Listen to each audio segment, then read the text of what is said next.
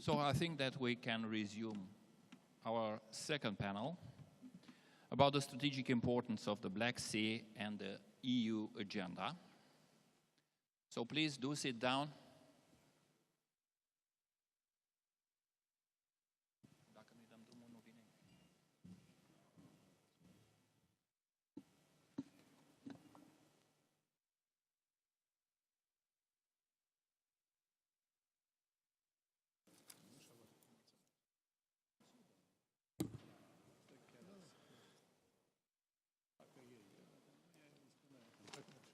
Stimați colegi, distinguished colleagues, ladies and gentlemen, I am honored to open the works of the second session of the Interparliamentary Conference, the strategic importance of the Black Sea on the agenda of the European Union. The region of the Black Sea is a priority of the mandate of Romania, the presidency of the European Union Council, by its potential in what regards energy, transport, trade, environment, and the security and military cooperation dimension. This is the purpose for which I proposed this topic for the actual session. The actual security context in the region underlines the emergency of some atypical threats and risks requiring tools adapted for consulting, dialogue, prevention, and management of crisis. In the support of what we have chosen some months ago is also registered the statement of the General Secretary of NATO, in the sense that the alliance takes into account consolidation and a higher presence at the Black Sea. That's why exactly 1 week ago at the summit of the format B9 in Slovakia, the participating states underlines the importance of the presence before NATO from Baltic Sea at the Black Sea. Moreover, in these days, we have the exercise, multinational exercise Poseidon 19, in which 1,300 soldiers from more member states perform military maneuvers in the territorial waters of Romania and also on the western side of the Black Sea. These are only some examples of revitalizing the attention that EU and NATO have to give to the region of the Black Sea.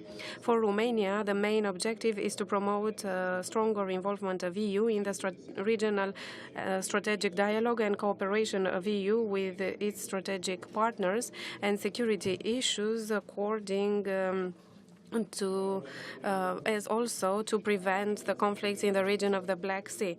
At the end of my intervention, I have the pleasure to introduce the moderator of this session, Mr. Iulian Chifu, the president of the Center for Preventing Conflicts and Early Prevention. Also, we have here Mr. Ion Mircea Pașcu, vice president of the European Parliament, member of the Committee for Foreign Affairs and Subcommittee for Defense and Security, Mr. Gabriel Beniamin Lej, Minister of National Defense, and Mr. Sorin Ducaru, Director of Satellite Center of European Union. I would like to wish good luck to all the participants. Thank you. Thank you very much, President Brailoiu. I will ask our panelists to stick to the 10 minutes that we prescribed, and we want to open the floor and to have as many questions as we can for that debate. Don't forget that at 3 p.m. we have the intervention of Mrs. Mogherini, so the time is limited. I will now open the floor and ask to take his first presentation to His Excellency Ion Mircea Pașcu, my former professor and currently colleague at the National School. Your Excellency.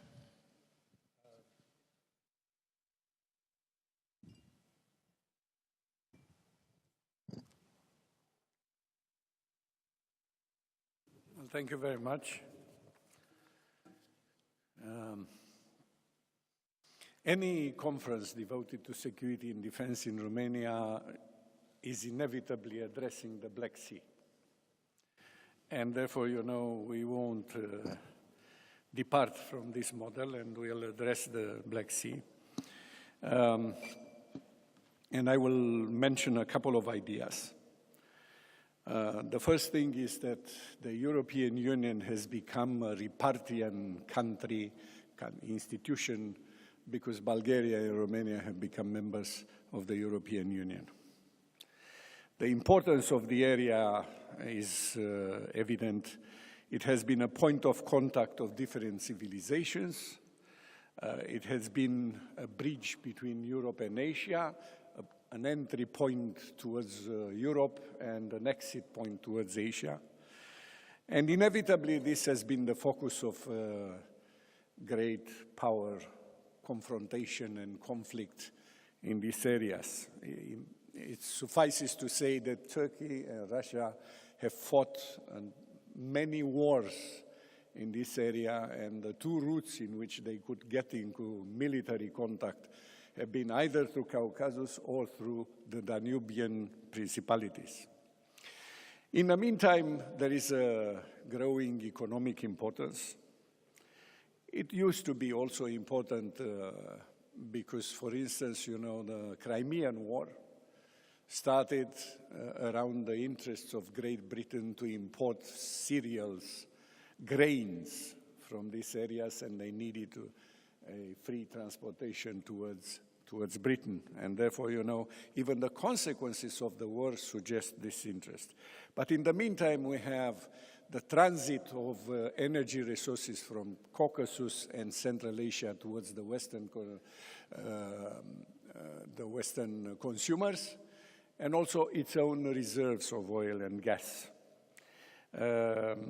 Let's not forget that the Black Sea is one of the ends of the new Silk Road initiative, which is growing in substance, and that shows you the economic importance of the area. The military importance after 2014, when Russia has annexed illegally Crimea and started to destabilize militarily Western Ukraine, Crimea has become a launching pad. It has been heavily militarized, and it has become a launching pad towards Eastern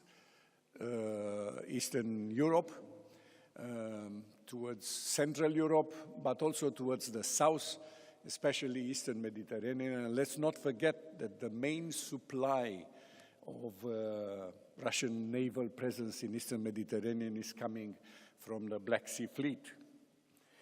The EU has approached the area after it became a repartian party in 2007 with the Black Sea Synergy.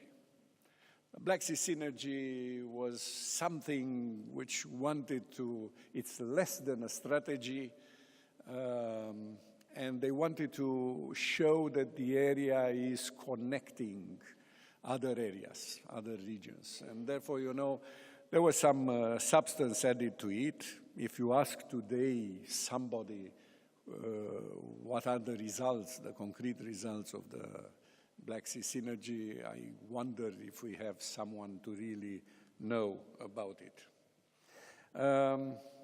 So therefore, immediately after what happened in the Black Sea with the Crimea in 2014, NATO took the lead.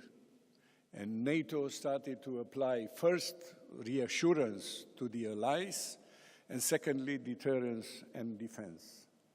So from this point of view, NATO was in the lead and the EU was somehow in a secondary role. But the problem is, you know, that whatever happens in other areas, Europe has to pay attention from the defense and security point of view to the Black Sea, because this is the articulation point between eastern threats to the European Union and southern threats to the European Union, including migration, because there was one route which opened through the Black Sea, and it has been used in that respect. So this articulation point is something which requires the EU to use all spectrum of instruments. I believe, you know, that crisis prevention, crisis management, but also military means are to be envisaged. They cannot be excluded when we address the problems in the Black Sea, and also their reverberation to the rest of the European Union. One last point. The Black Sea is inextricably linked to the Danube. And Danube is the biggest east-west river under EU control. And that's very important. It has been closed due to the conflicts in Yugoslavia. It has reopened. Economically speaking, we have two sides. A very active side, which is the western part of it, which is linked to the Rhine, and the very, I would say, dormant part, which is the lower part of the Danube. We would really have to consider, you know, activating the use of the Danube as the main waterway of Europe. And therefore, you know, we have to inevitably take care of what is happening in the Black Sea. Thank you very much for your attention. Thank you very much, Your Excellency. So we had some inputs about the status of a riparian institution to the Black Sea of the EU and also part of the wider Black Sea region, so some responsibility as well for the European Union, and the very clear underline of the militarization of Crimea after the annexation of the peninsula, and also about some developments on Russia's presence in Eastern Mediterranean Sea.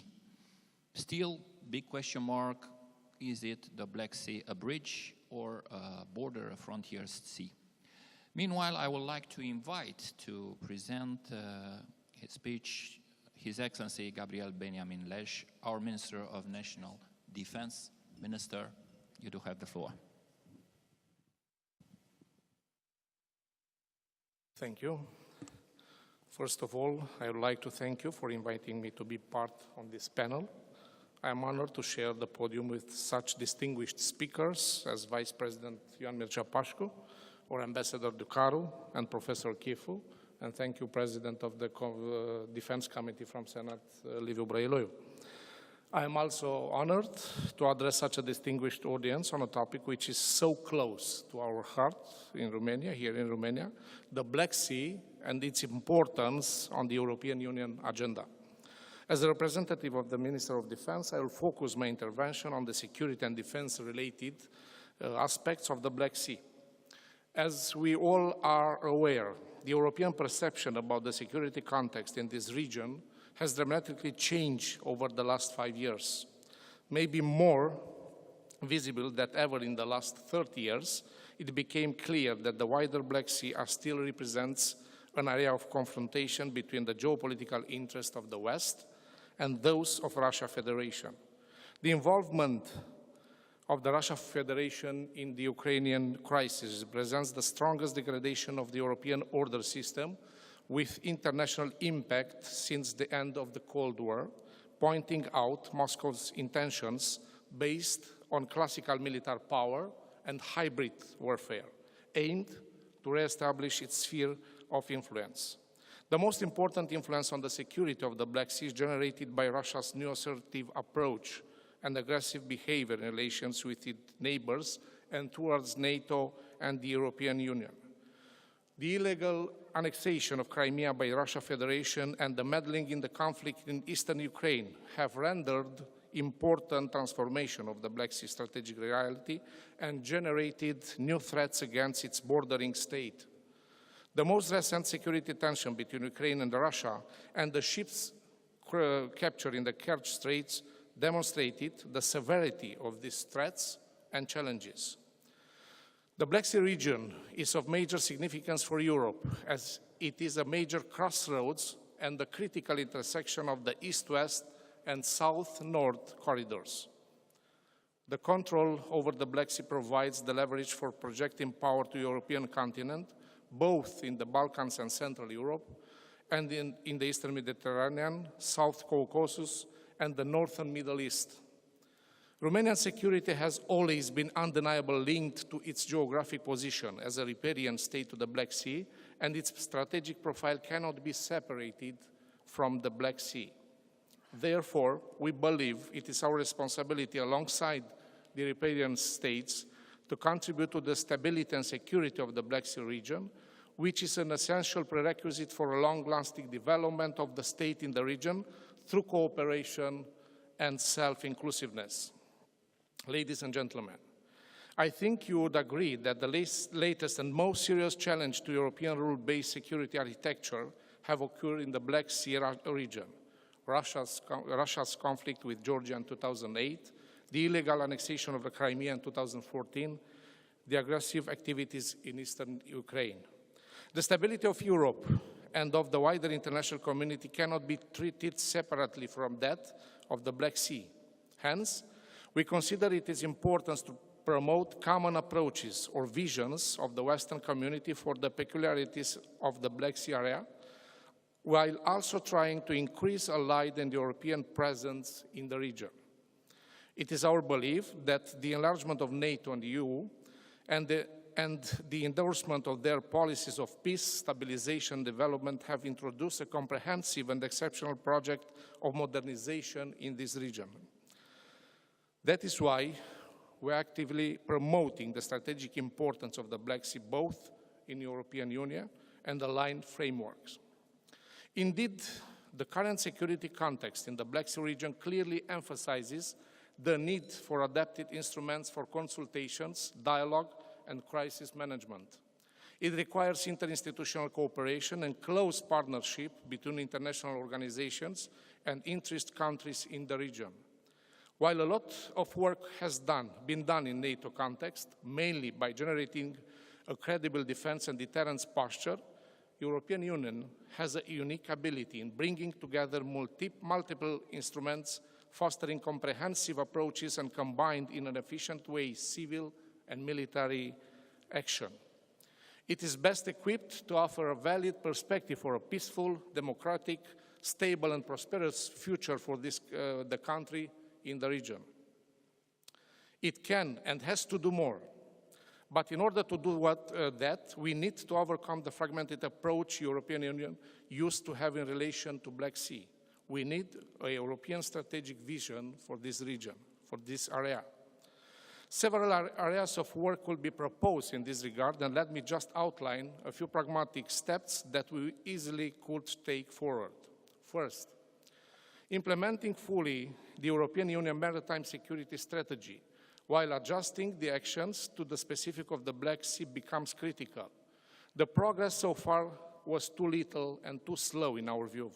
We have concrete measures in the action plan that offer room to plan and conduct maritime security exercises with third countries, enhance interoperability between participants in maritime CSDP operations and missions, promote an adequate maritime response in areas of instability that could affect the European Union and its member states' strategic interest, improve maritime capabilities in line with CDP priorities, better orient our research and development efforts to maritime needs. The section of the action plan focused on the Black Sea needs to be further developed along those lines if we want the European Union Maritime Security Strategy remains relevant for this region. Second, deepening the maritime situational awareness picture through an increased cooperation in information sharing is another area that deserves more attention at the European Union level. A lot has been done with initiatives such as Common Information Sharing Environment and MARSUR, but their applicability to Black Sea needs to be further improved and fine-tuned. The involvement of European Union agencies to support member states in developing a common maritime awareness picture for Black Sea is of paramount importance. Third, developing European Union contribution to strengthening the resilience of states and societies bordering the Black Sea, which are subject to hybrid threats and expressed their will to work together with the European Union to overcome those challenges. We believe we made a good progress at European Union level to develop our abilities to deal with hybrid threats. The last European Union multi-layer exercise conducted in 2018, which was focused on a hybrid scenario, generated important lessons learned that could be used in this effort and applied to the Black Sea. Involvement of our partners in the Black Sea region in future hybrid exercises should be taken into account, including with scenarios focused on this region. The Center of Excellence that our Finnish friend hosts in Helsinki is another asset the European Union could use in supporting efforts of the member states and partners in the Black Sea region to better prepare and respond to hybrid threats. Fourth, strategic communication. European Union should stay visible and vocal as regards its interests in the Black Sea, which remains, as High Representative Mogherini pointed out in the aftermath of Azov aggression, a European sea. The steps taken forward in this direction are positive. The setup of the East Stratcom Task Force is a major breakthrough as regards the European Union's position towards Russia's ongoing disinformation campaigns. The result of its work are already visible. Effective communication, promotion of European Union policy towards the eastern neighborhood and the Black Sea, as well as improving European Union capacity to forecast and response to disinformation activities are critical if we want the European Union project to be attractive for the citizens of the Black Sea countries who want to join the Union. To conclude, there is no doubt that Black Sea region is of strategic importance for the European Union. The work done over the last 2.5 years to consolidate European Union profile on security and defense provides the basis to step up Union approach towards this region. European Union can bring a tremendous added value to different processes under development, including in the area of security and defense. The new cooperative approaches promoted at European level, initiatives such as PESCO, CARD, or European Defence Fund, could lead eventually to a better response of the Union to threats and challenges manifesting in the Black Sea area. European Union action should not be seen as a duplication of other organizations present in the region, but it needs to be coherent and coordinated.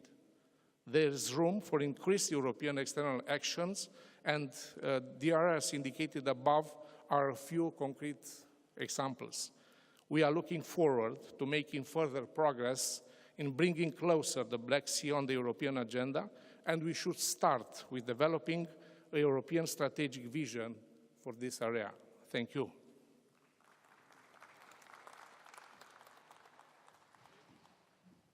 Thank you very much, Minister. It was really a comprehensive presentation on the security context in the Black Sea area.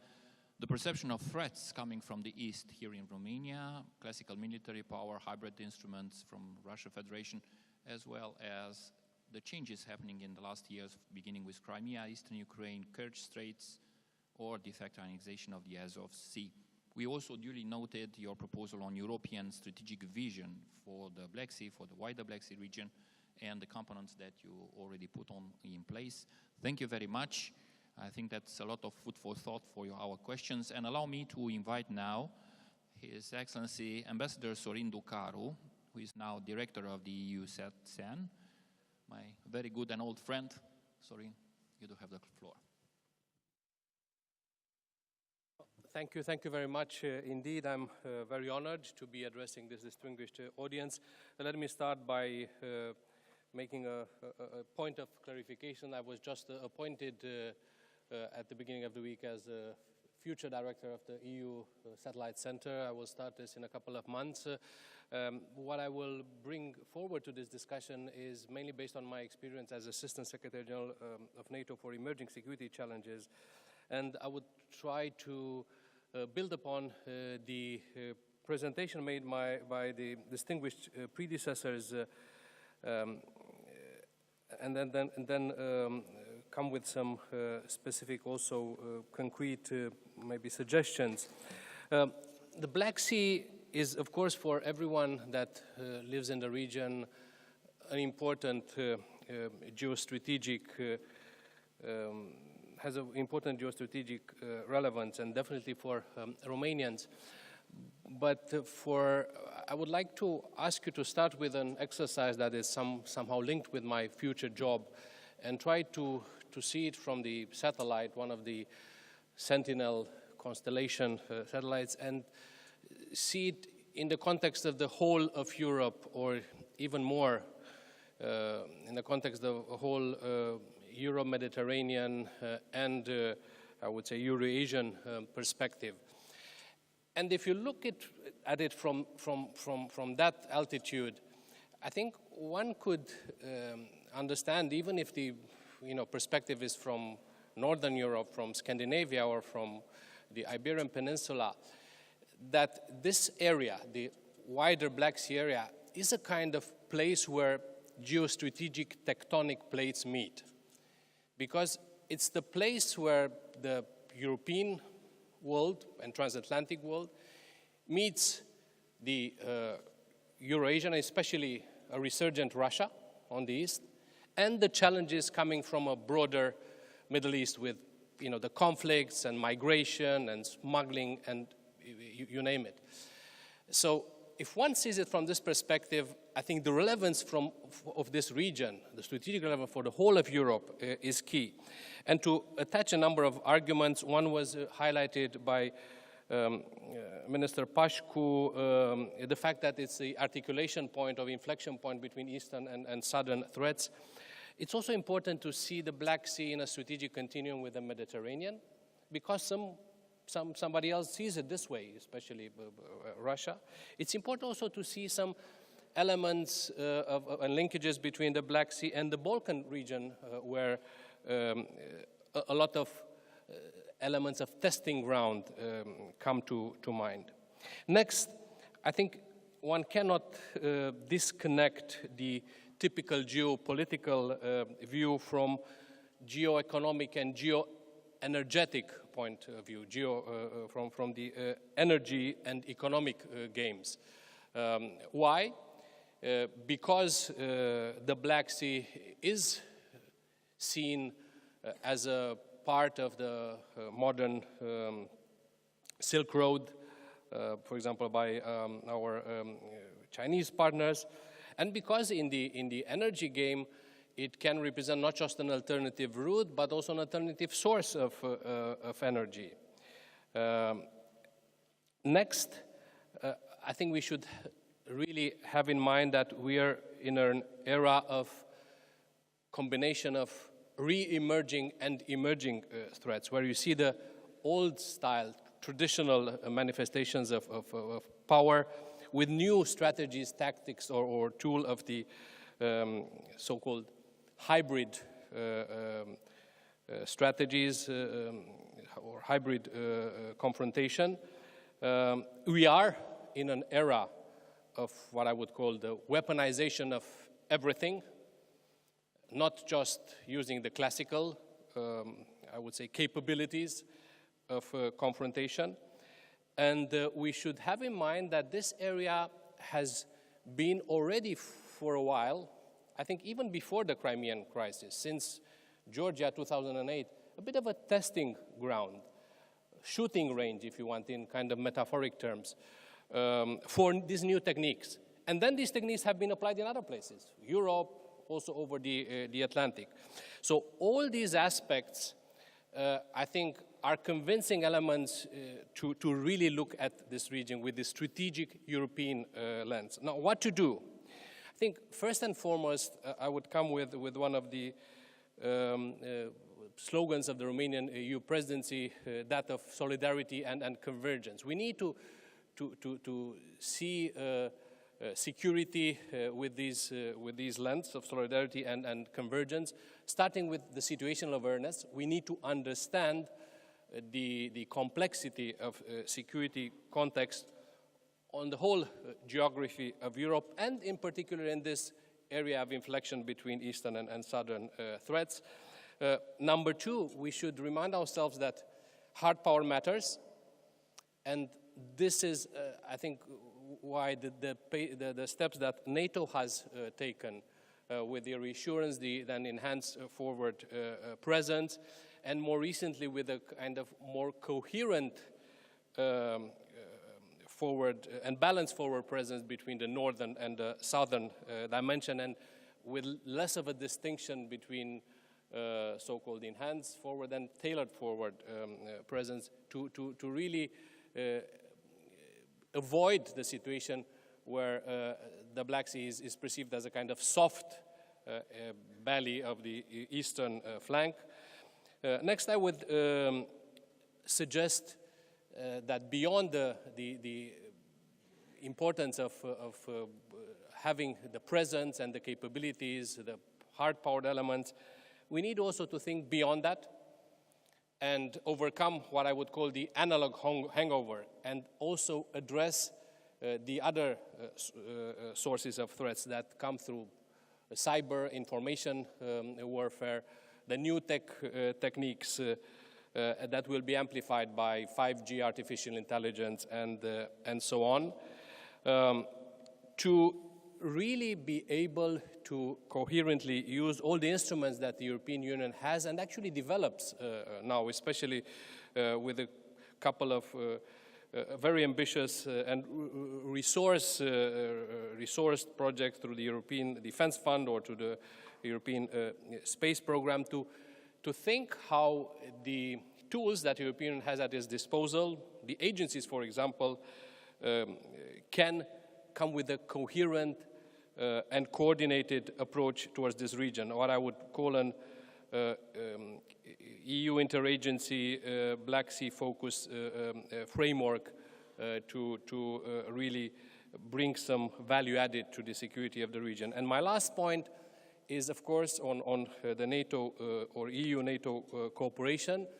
It now is based for a couple of years on a political and strategic instrument, the joint declaration of the Warsaw Summit and then updated last year at the Brussels Summit, which I think offers a great opportunity for synergy and complementarity between the two organizations. It can come with a combination of, I would say, hard, smart, and soft power. And by the way, I think EU can have contributions to all the three elements. And especially on the, I would say, in the last two, it might even come with some comparative advantages. So I think it would be useful to have coordination between EU and NATO, both on strategic approaches, on policy and operational playbooks, on capability development, and last but not least, on strategic communications. And I would stop here, would be able to respond to points of interest. Thank you very much. Thank you very much, Ambassador Ducaru. So I thank you very much for reminding us that hard power matters and that we should look also at some unity in the visibility of the EU security. The warning on the weaponization of everything is also, I think, a good takeover. And for sure, the EU-NATO cooperation who should be in the forefront. Ladies and gentlemen, I think that we've saved some 50 minutes, and I'm opening the floor. You are the main participants to that debate, and I would like to introduce Mr. Andrea Orsini. As we have announced in the previous panel, the person who has to speak has to push the button. It will have a red light. The next in line, Mr. Paul Jonsson, in that case, will push the button and will have a green waiting for taking over. So, Mr. Andrea Orsini, prego. I will speak in Italian, so the translation. You must take your phone.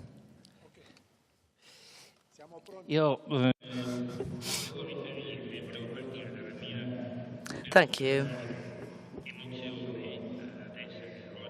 I have a feeling I'm here in Romania 30 years after visiting Romania, a few days after the fall of Ceausescu, and seeing the Romanian flags without this hole in the middle that was pierced in order to remove the symbol of the regime and have NATO flags and the EU flags waving together means that history has been been made in recent years, and obviously congratulate with Romania for the perfect organization of this meeting.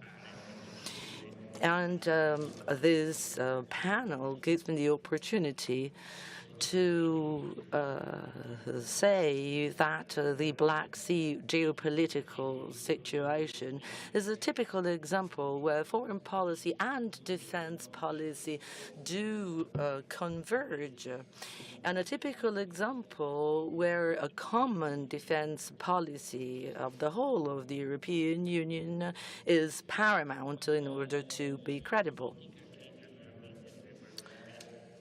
Such a policy, and I come from a Mediterranean country, has to take into consideration both the south and the east coast of Europe, or side of Europe. We do show solidarity to the eastern countries, but Europe is one, and Europe has to take account of all the needs when they're felt on the east and on the south. Very often problems are connected, if not the same. The Black Sea is an intersection point of all these problems. There's the problem related to the sort of elephant in the room that, of course, is Russia, but there's also the huge issue of the relationship with cumbersome actors such as Turkey. Turkey has problems. It has lost the opportunity to become part of Europe, and conditions are not there in order to sort of invert the trend. But there are many issues at stake when we speak about Turkey, migration, terrorism, etc. And all this has an impact on the Black Sea situation. So going back to the flags of NATO and the EU together with the Romanian flag. I believe that no other country can be able to make people understand that the Atlantic policy and the EU policies are not opposed, but actually complementary. They have to go hand in hand.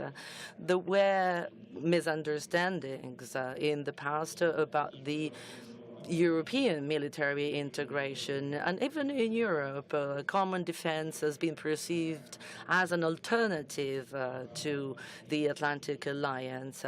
This is not fair, and I think that countries like Romania, which are on the forefront on such as crucial area, can be main actors in the solution of this problem, and I think that the Romanian presidency can be paramount. Thank you very much. Thanks for your kind words towards my country. Jonsson from Sverige, from Sweden. Paul, sorry. And I think that we can move. Yes, please, you have the floor. Thank you, Mr. Chairman.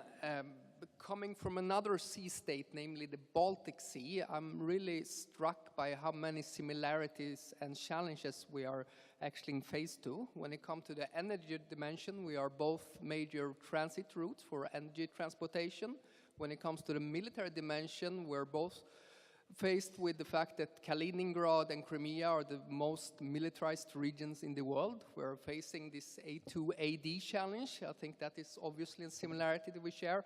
And we're also exposed to hybrid threats in both regions. Now, I think it's fair to say that the Baltic Sea region has come further through the enhanced forward presence. And I think also Sweden and Finland have stepped up by signing this host nation support agreement and also the enhanced partnership with NATO. Now, for the future, I think it's very important that we keep the primacy of NATO when it comes to collective defense.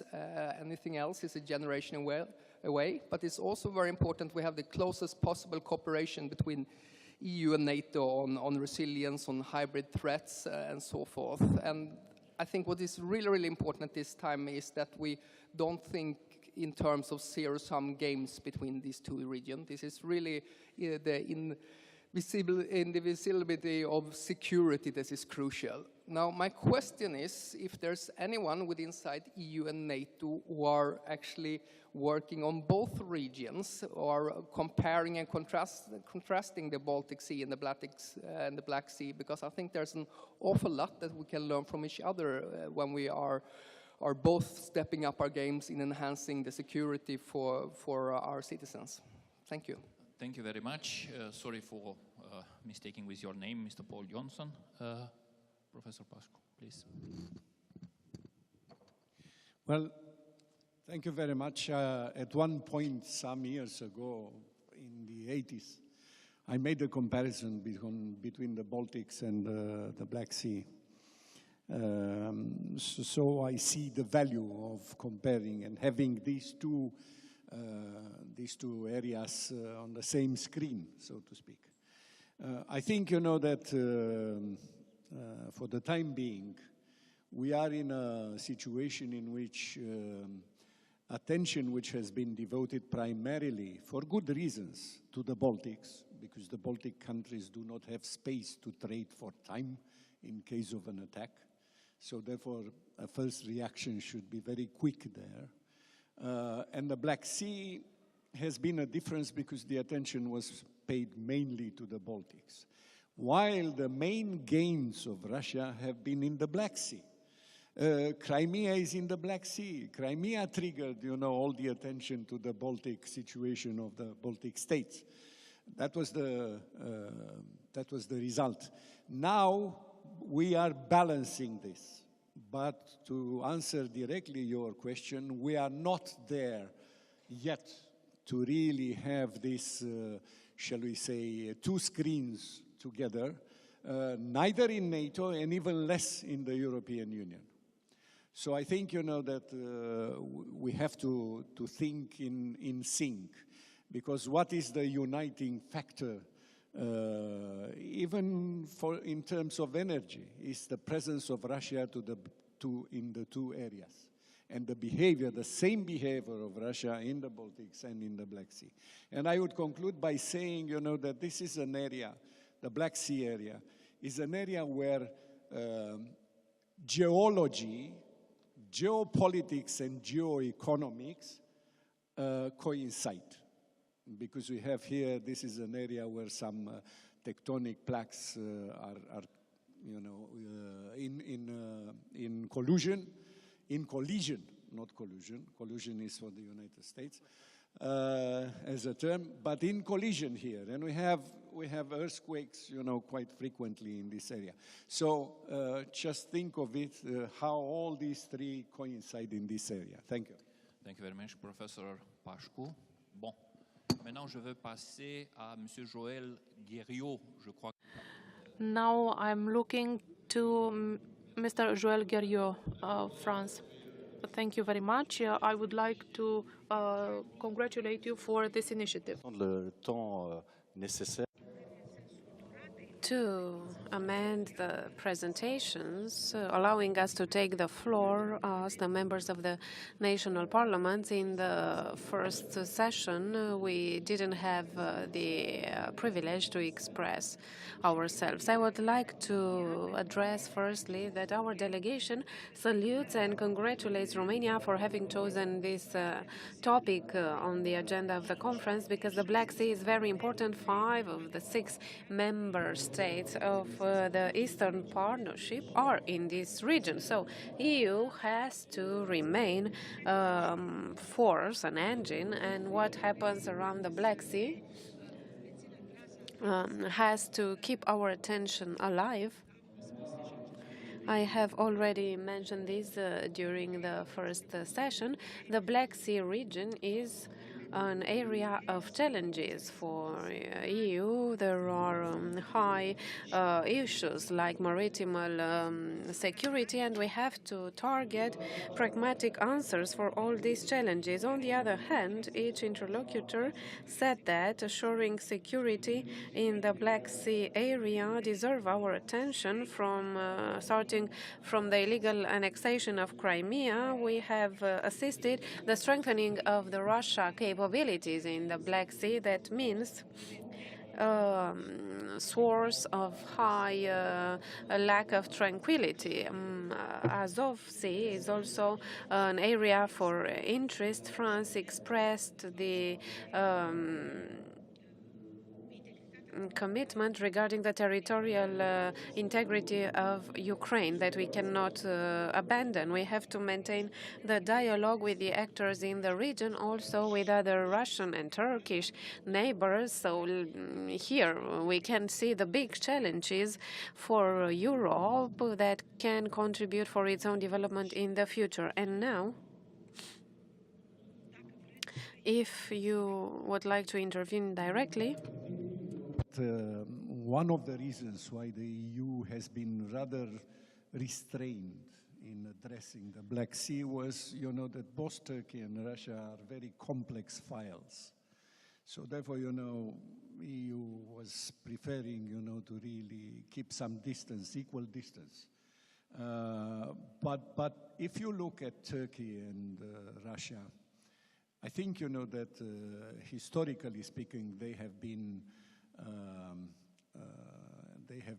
competitors rather than cooperators. Most of the time they have been competitors. Now they cooperate. In a way, cooperation is not bad, but at the same time, let's not forget that there are calculations with respect to both sides, and therefore, there are expectations regarding, both countries as they behave in this area. And I very much salute the fact that an important country like France, which is important in itself, but also it's important both in NATO and the EU, is paying so much attention to this area. Thank you very much. Thank you, Professor. Je crois que c'est Monsieur Aymeric Choprad, de l'Union européenne. Oui. Je vous en prie. Merci, Monsieur le Président. Je voudrais tout d'abord remercier la présidence roumaine pour l'excellente. Thank you, President. First of all, I would like to thank the Presidency of Romania for organizing this conference. Another French perspective will be expressed now, and the variety of the opinion is very important for these debates.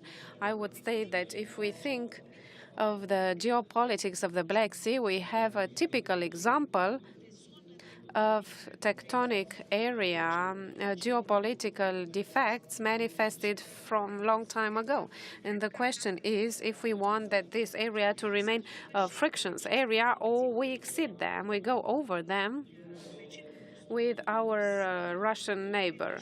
EU builds the policy going towards a strong Europe. It has to be rebalanced, the relation with the American ally, in order to create big balances on the Asian continent. Black Sea, it's a very important area for energy, migration, and all the others. But if we reflect a bit upon the fact that China registered Black Sea in its big projects, including the new Silk Way, it is obvious that China thinks beyond soft power, and China wants naval, maritime, military facilities in this region. So here I wanted to get future means the possibility to globalize in Chinese colors.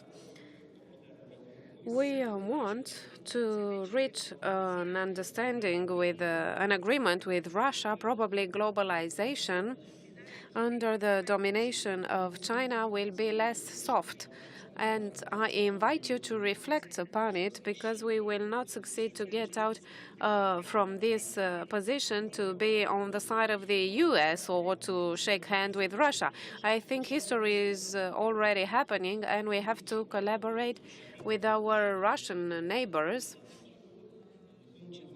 They have something that means to push since the 18th century to the warm seas. We have to respect the sovereignty of our neighbors, but we cannot go otherwise. We have to respect the evolution of the history. And I would like to add another idea, a different one. In 2019, EU will define the strategy regarding Central Asia. And I would like to ask you, the guests in the panel, in what way do you see the relation between the Black Sea, Caspian Sea, and Central Asia? How do you think this connection in the parameters of EU? Those working on the strategy for Central Asia probably will be able to respond. Ambassador Ducaru. Grazie. Ambasciatore Ducaru parla. Questa è una domanda importante, interessante, perché al di là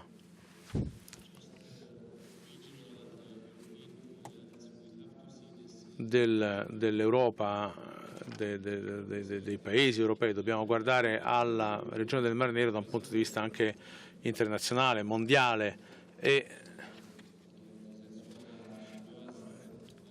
di fronte a questo fenomeno della globalizzazione alla cinese,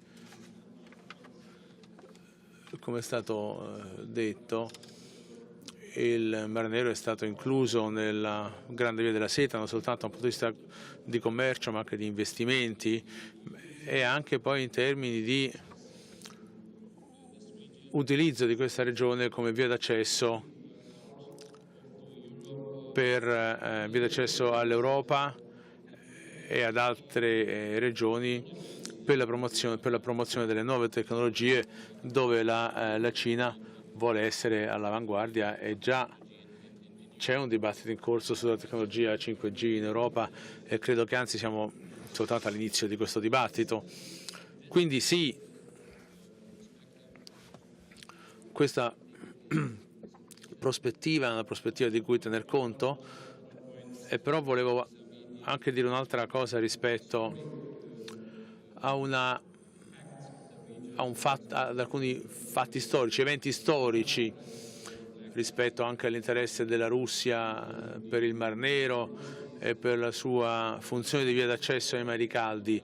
È vero, esiste, ed è questa strategia, ed è una strategia che esiste da moltissimo tempo, però dobbiamo anche ricordare a noi stessi, in primo luogo, e poi ai nostri partner, ai nostri paesi contermini, inclusi. And it should be the era of, let's say, cooperative security, but not in terms of perpetuation of spheres of influence, as it was said by the distinguished speaker, with the respect of the sovereignty and the interest of states in the region. Thank you very much. Short, please. Well, yes, that is a question. What does it mean, friendship with Russia? Usually when you speak about friendship, you have in mind love, and love should be reciprocated, because otherwise it doesn't work. And here, you know, historically speaking, we can discuss a lot with our experience in this respect, but I agree, you know, that we have to talk. And perhaps, you know, sometimes talking means clarifying intentions, which is also a good thing. But I would like to say that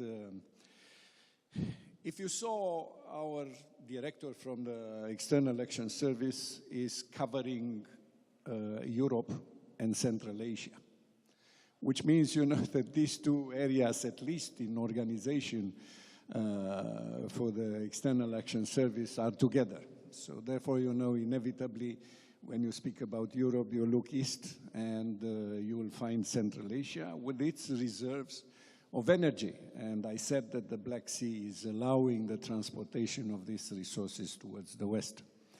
I think, that the other element, the Silk Road, yes, the Silk Road comes to the Black Sea, but then,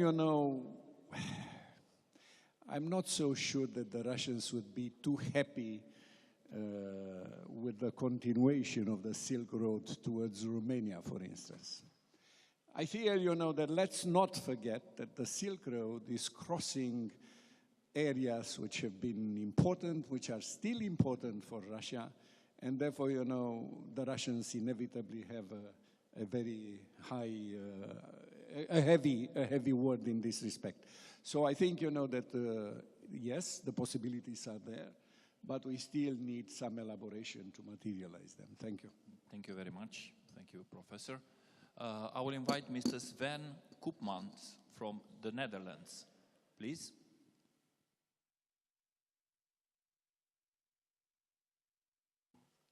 Thank you. You can hear me? Thank you very much, Mr. Chairman. I have a question to both the Minister of Defense and Mr. Ducaru, because I was very happily struck by two things Mr. Ducaro mentioned. He mentioned we now live in a time of the weaponization of everything. He also mentioned that the Black Sea area is often used as a testing ground. Now we have seen, particularly in eastern Ukraine, the use of drones in combat. And a bit farther away in Syria and in Yemen, we have seen the use of drones carrying explosives and used in military missions and in terrorist operations. So my question is the EU developing a strategy to deal with this threat of explosive drones and drone swarms? And my question to the Minister of Defense is Romania developing countermeasures and a strategy? Thank you very much. Thank you, sir. Sorin, Ambassador Ducaro, please. Yes, thank you. When I mentioned this, I was definitely referring to a set of aspects, and one example is the one with the drones, which is concerning and has to be taken serious. There are other ways of weaponization. I think information in all kinds of forms is weaponized, from the way it's used in a kind of fake news process to the way data highways are hacked through cyber attacks. We definitely need to think of who is defending and how, everything from our cognitive space, cyberspace or digital space, to physical space from these new ways of pursuing confrontation. And the question was if the EU is doing enough. My approach is that neither the EU nor NATO, and I can speak more NATO because I was pushing the agenda until a year and a couple of months ago, are doing enough in this field. I wrote an article a couple of months ago where I was saying that actually about 80% of the resources that we are spending on security and defense, and meaning human resources, the time, the money, is focused on the classical, the heavy metal, conventional capabilities. And again, I do believe that hard power matters. I grew up in this region and I know how important it is. But I think more has to be done to balance resources in doing more to address these new kinds of threats, which I think are actually against us as we speak. So both at the EU and the NATO level and at the level of each of our nations, we have to think more in terms of strategies, of policy and action plans, and capability developments in these fields. Thank you. Minister? Let me speak in Romanian because it's important questions. And as you know, Romania has assumed the 2% from the GDP in order to increase the capabilities, the facilities, the equipment, and I would like to emphasize the fact that we have a dynamic equipment, and most of the equipment is based on the, yes, as you have mentioned, the classical capabilities, but we have into consideration these smart capabilities, if we can call them like that, because everything that happens in the war area now is in a continuous dynamic and movement, and of course we should counterattack these threats. Professor. You know, when you look at the movies on National Geographic, Discovery about the First World War, Second World War, you realize that war is a very labor-intensive business. Now we moved in a time in which more and more the machines are taking over. And therefore, you know, the drones, they're first to collect the information for the platforms containing the offensive systems, and now by themselves, you know, have become a reality, and I am sure, you know, that they will be counteracted. And there will be something coming out in this respect. After all, a drone, after all, you know, such instruments are platforms, and every platform has its vulnerabilities, and so on and so forth. But let's not forget that in the EDIDP, that's the program which is helping, you know, the firms to start collaborating on projects of relevance to the defense of European Union, I assume that there will be somebody who would be interested in developing such countermeasures in this respect. On the one hand, you know, you have to react immediately because you're confronted with it on the battlefield, but then, you know, you start to extrapolate, and then you start to also think in terms of that extrapolation. So I'm sure that these things will come, will be inevitable. Thank you. Thank you. Thank you very much. Mr. Miko Savola, I'm very happy to see you back here in Bucharest. You have the floor. Thank you very much. And my comment and my question goes to the Minister of Defense. And first of all, as a head of the delegation of Finland, I want to thank you for noticing our great work against the hybrid threats, what you mentioned in your speech. Talking about the EU and NATO cooperation, the Center of Excellence on hybrid threats, which is located in Helsinki, is an important new player and body which should be fully utilized. But my question to the Minister is about EU-NATO cooperation.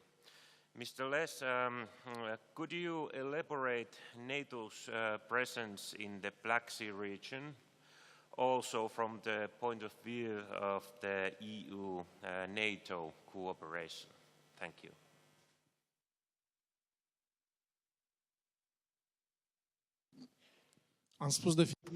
I have always said, whenever I had this chance, that what the EU is doing need not replicate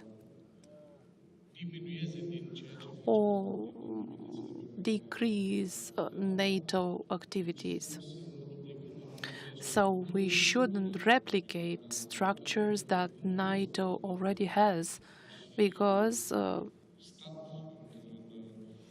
from our point of view, as a country located on the eastern flank of the EU,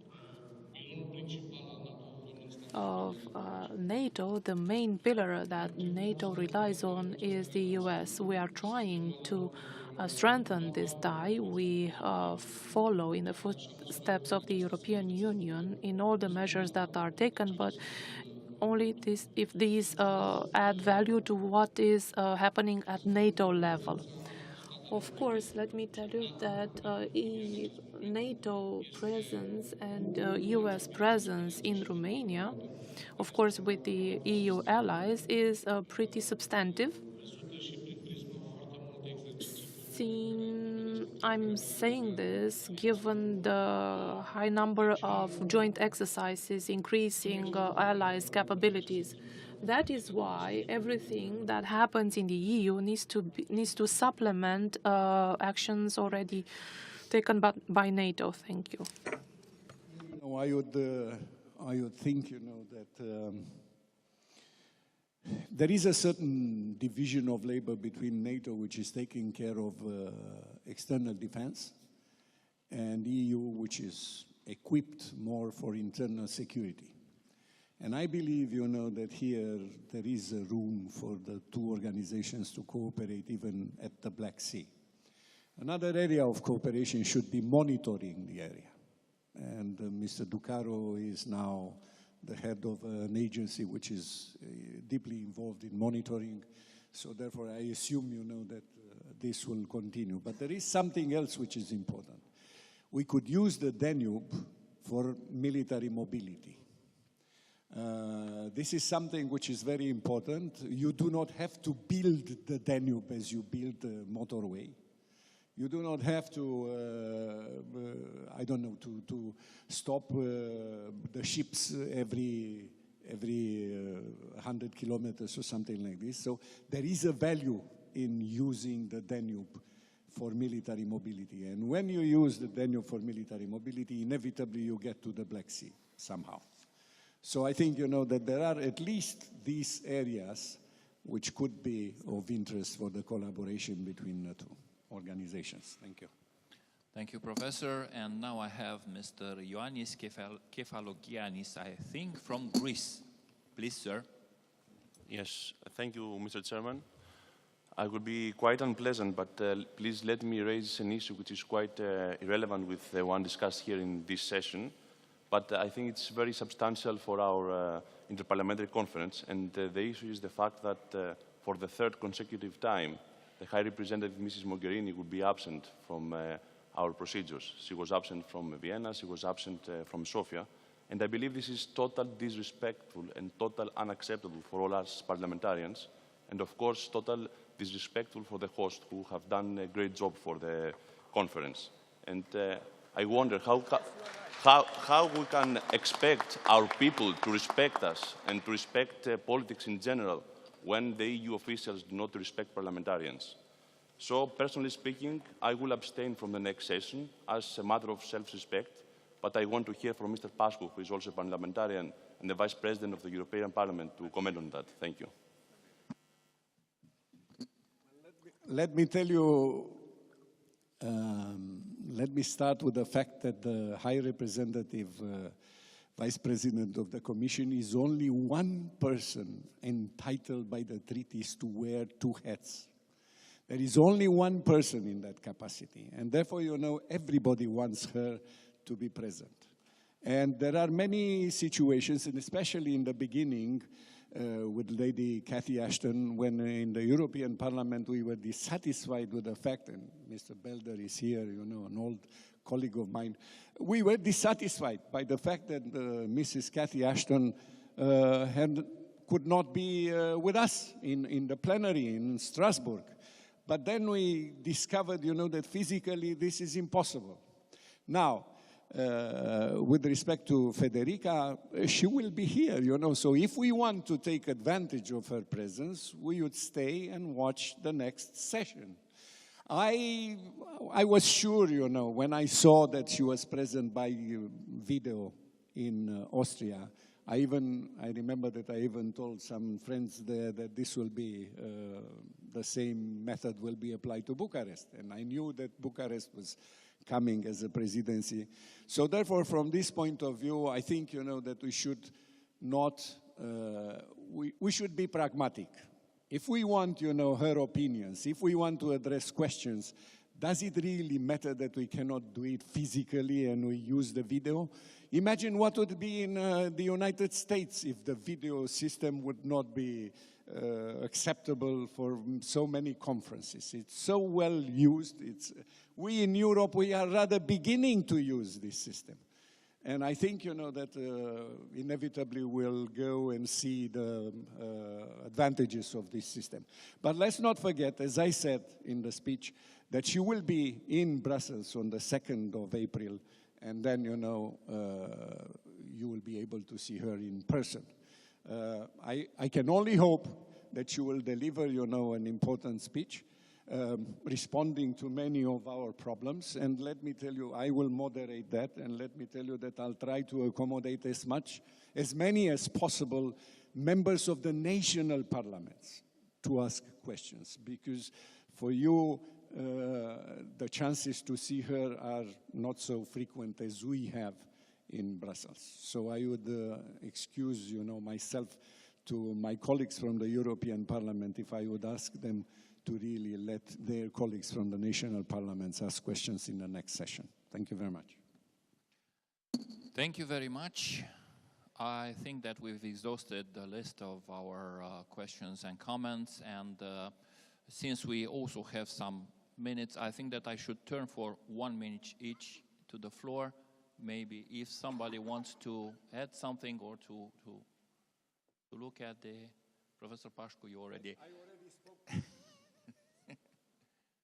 Would like to add something, Minister? Just one sentence. What I would like to say that deterrence and defense posture for eastern flank here is very important for us. It's critical. That's why I present the Black Sea region in this day. Thank you. Thank you. Please, Ambassador Ducaru.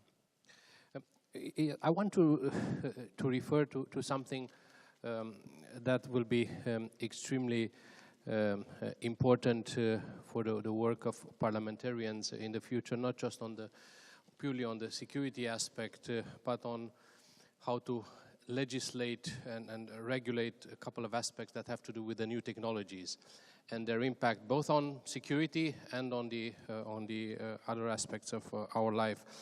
We are in an area where the external and internal security are interlinked more than ever, and where it's very difficult to make a clear distinction between what means peace and war. The whole international system and legal system after the Second World War was based on this distinction, Article 50 of the UN Charter and so on. And frankly, there was always a blurring corridor, but this has widened so much that we need to start to think what it means to act below the threshold of violence. And for this, I think the study of what these new tactics and technology mean, not just in terms of pure security, but in terms of the social fabric of our societies, is key, because based on this understanding, we need to address the aspects of creating the principles, the norms, and the regulations. And this is where I think the European Union would have a comparative advantage. It has this kind of smart power, and one of the great examples was the general data regulation, for example, the GDPR. So, and you see how a model of approach and legislation from Europe now tends to become a norm worldwide. But I think this is just an example. More of such examples could be used. There's a lot of smart power in Europe. Yeah. Thank you very much. Allow me now to, I save 2 minutes for the conclusions, if you allow me. I'm going to come back to the physical area of the Black Sea. It is very important. It is actually, European Union is at the Black Sea, has some responsibility, should look more attentively. We've seen that some other actors are playing a big roles. We heard here presentation about the Silk Roads and the Chinese Eurasianism, which goes far more via Turkey than via Russia. We know the Eurasianism and the decisions that Russia plays. Its inclination to go to the warm seas, to the East Mediterranean seas, maybe further.